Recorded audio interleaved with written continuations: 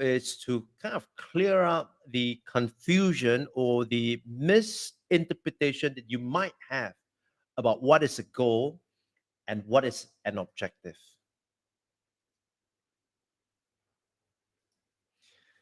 So when we look at, and you probably hear people say that, well, these are my goals and these are my objectives. And the way they say it seems like they are one and the same. But are they really? Well, that's what this video is about. And that's what I'd like to clarify for you.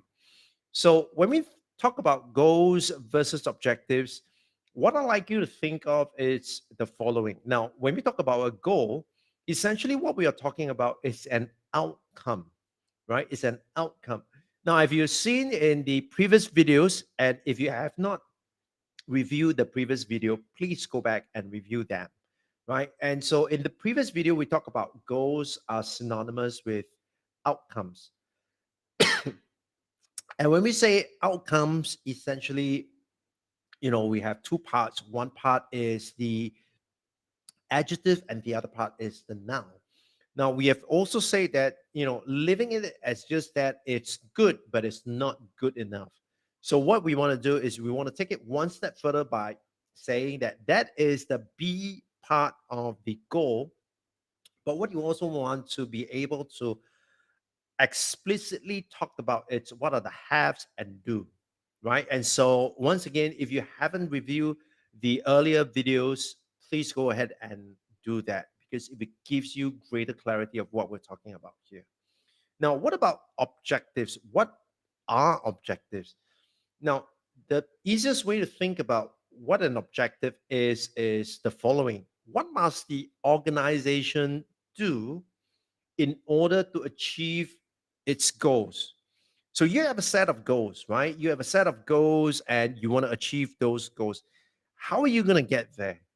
And how are you going to get there? How are you going to achieve those goals are essentially crafted in your objectives, right? So that is the way to think about it.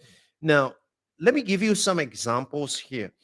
An example here that I'd like to share with you is that you may have a staff goal like this. It says that the goal is to have an engaged staff who are innovative practitioners, right? Innovative practitioners. And so that would essentially kind of describe the goal of your staff. Now, how would you achieve that goal? And what you might want to see is that you might want to identify a series of staff objectives. And so the objectives would look like this, right? Develop in staff, the creative teaching strategies, right? If they're going to be innovative practitioners, first and foremost, they must be skilled in terms of creative teaching. And another objective could be, you want to encourage the widespread use of e-learning pedagogies, right? So that could be, you see that e-learning is a means to an end, and because of the widespread adoption of e-learning pedagogies, this could lead to more innovative way of learning or teaching for the students. And another objective could be, you want to design a safe environment to support innovative efforts of staff. So the environment that we're talking about here is that, you want to have a culture, you want to have a group of people, you want to have the systems and processes in place that is going to be able to support this innovative efforts of staff. And so all these objectives is going to help you reach that goal. So there are a few things I'd like you to do. Number one is that I'd like you to go back and look at your goals. And, are your goals written as objectives, but they're called goals? Or are your objective written as goals, but they're called objectives? So I'd like you to do, that review itself. And in addition to that, what I'd like you to do is to think about, if you have a goal, what are the strategies that you must have in order to help you achieve that goal? And we'll talk about that in a subsequent video. But let's do the review for now. And the question is, how would you know when you get there? And this video, we will want to talk about the measures and how do you go about identifying good KPIs for your goals.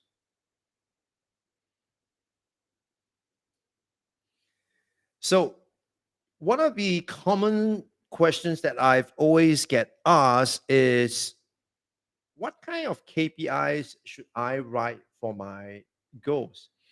And instead of giving SSDs list of KPIs to look at, what I would like to do is to kind of guide you and show you the principles behind writing a good KPI. Because once you learn these principles itself, you would then be able to write good KPIs on your own anytime, every time.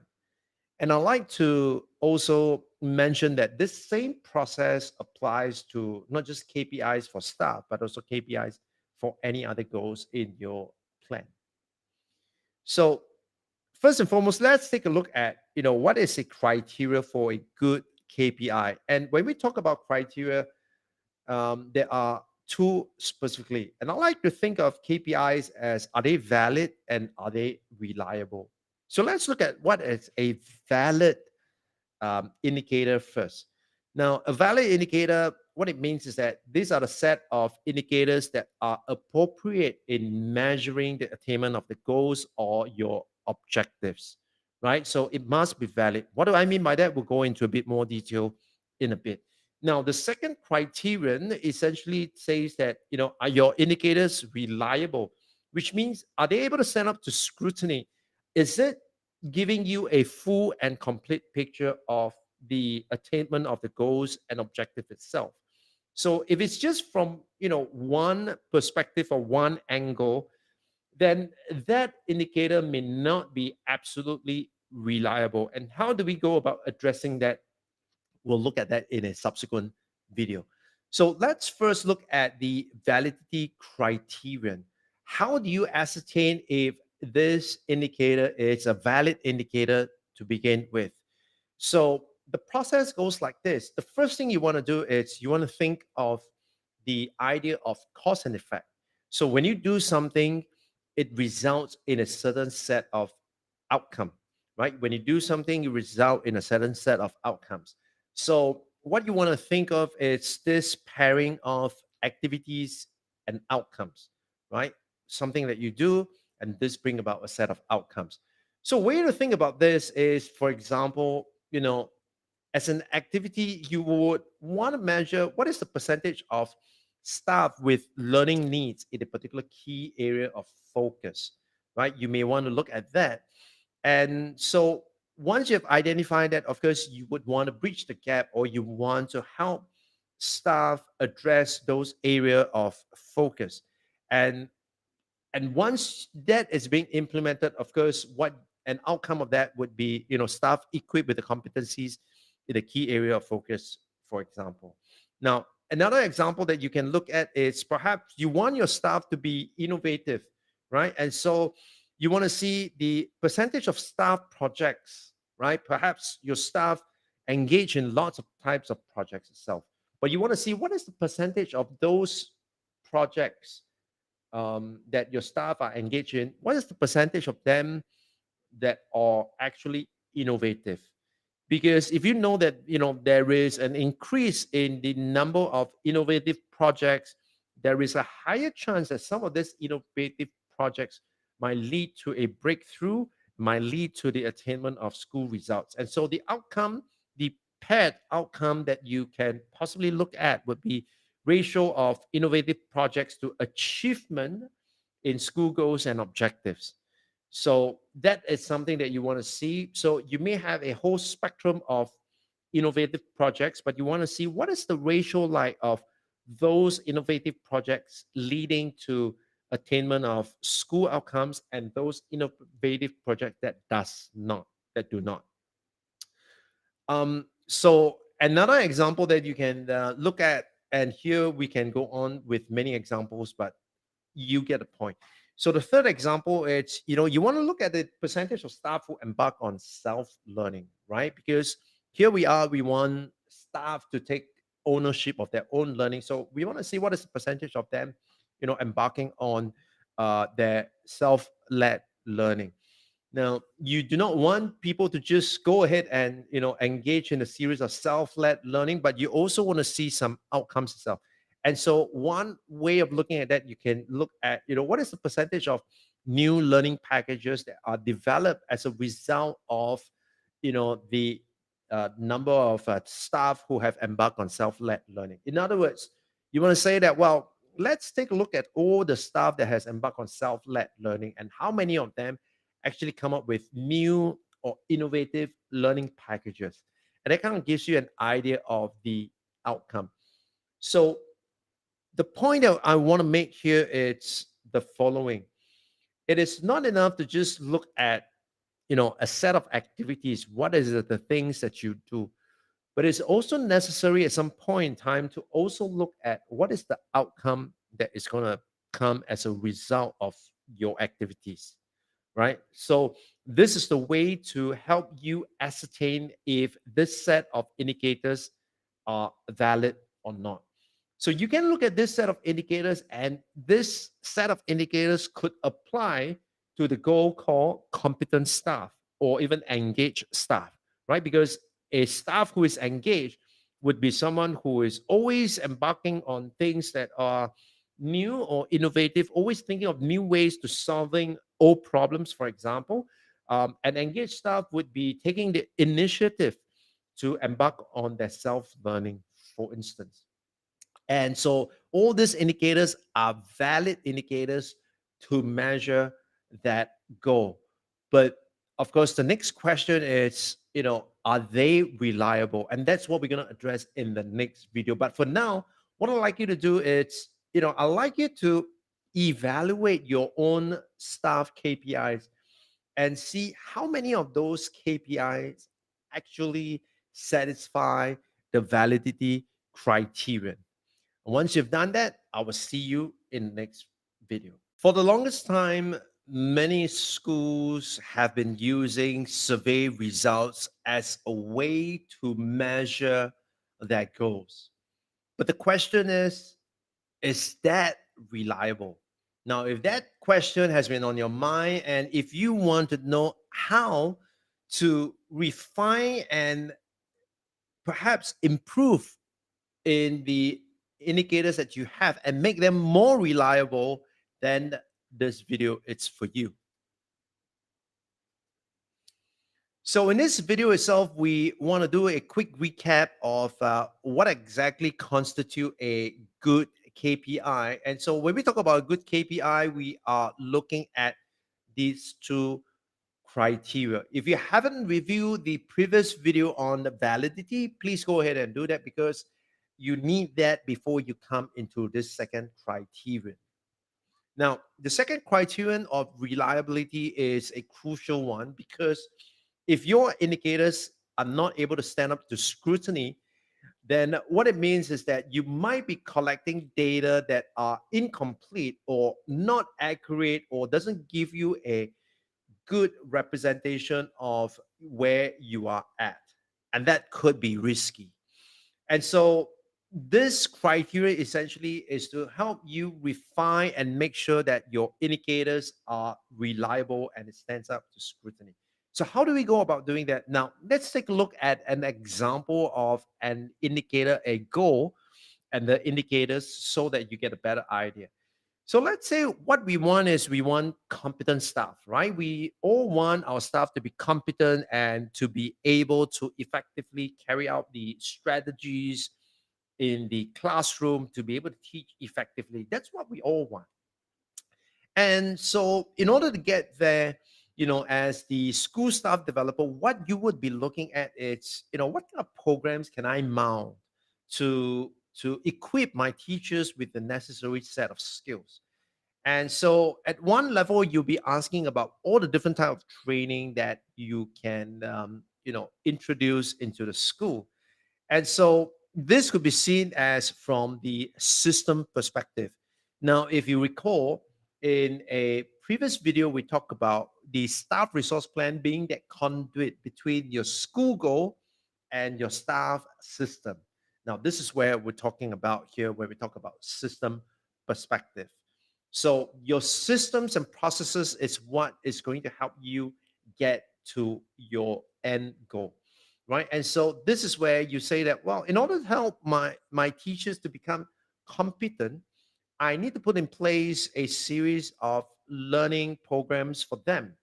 And this is where you could measure from the system perspective by looking at a KPI, for example, provision of opportunities for staff learning and development. Now, the question I have for you is that if you use this as your sole KPI, as the only KPI to measure competency, would this be reliable? And the answer, of course, is no. Why is it not reliable? Because you and I know that you can send people for training, but that does not make them a competent person, at least not yet, right? And so, in addition to measuring, providing opportunities for learning for our staff, we also want to be able to measure from the staff perspective. And from the staff perspective, essentially what we're looking at is that, okay, you have attended those training. Are you able to implement it in your classroom? So just like, right, you have watched all these videos and you have attended my sessions. Now, are you able to actually go back to school and start implementing all these things for your staff resource planning process? Right? So you may have come for the class, but that doesn't make you competent, at least not yet. So you need to go through a series of activities and exercises before you are able to say that, yes, now I'm able to apply all that I've learned into my work. Now, would that in and of itself be highly reliable? To a certain extent, yes, because if all we are concerned about is that if I send you for this training and when you come back, are you able to execute? Are you able to do this? And if you are able to do this, then that means that you are competent. But we all know that in a school context, that is not sufficient because, you know, having the teachers being able to implement certain strategies in the classroom, that is not the be all and end all. That, if anything, is a means to an end. And so the means to an end is that teachers are able to implement. And so we want to look at percentage of staff able to apply their learning in the classroom, right? And here, obviously, what we want to see is ideally we want to see a large majority of our teachers, or if not everyone. And so once we are able to have them implement that in the classroom, a way to ascertain if they are implementing it correctly or our strategies are right in the first place, what we want to look at is that does it make an impact on the student? And this is where we want to look at from the student perspective. Did it actually, make an impact on a student, and did the student develop that certain set of abilities and interests that is a result of what the teachers have done in the classroom? And of course, once you have a good majority of your students being able to achieve that goal, then of course it will have an impact at the school level, right? And this is where we have the school perspective when you look at school goals attainment at school, zone, or national level. So the point I want to make here is that when you're looking at KPIs, you are not just looking at your staff trust alone. You are looking at the KPIs in your staff trust, but you also want to make that connection with the KPIs in the other thrust. Because this is where you are able to say that, well, I have fulfilled my role as an SSD to develop my teachers with those skill sets. And those skill sets must then be able to translate into positive impact on the students and collectively that should make an impact at the school level, right? And so if you have all this series of indicators at the different multiple perspective, this is where you need to have this is where you have a reliable indicator. Now the question that you might have is that does that mean that in my staff trust, in my staff resource plan, I need to have staff goals, system goals, staff KPIs, system KPIs, school KPIs, as well as student KPIs? The answer is no. What you want to do in your staff trust is you just want to look at staff and system perspective. But what you also want to do is to make that link between your staff KPIs as well as linking it to the school KPI as well as the students KPI. So have a look at your current set of staff KPIs and ask yourself, do they satisfy the reliability criterion? And if for some reason your answer is no, then go ahead and find out what are the various perspectives that you can bring in so that it will make your KPI more robust and ability to withstand scrutiny itself. In the next video, we will look at some examples, and that would give you even greater clarity on some KPIs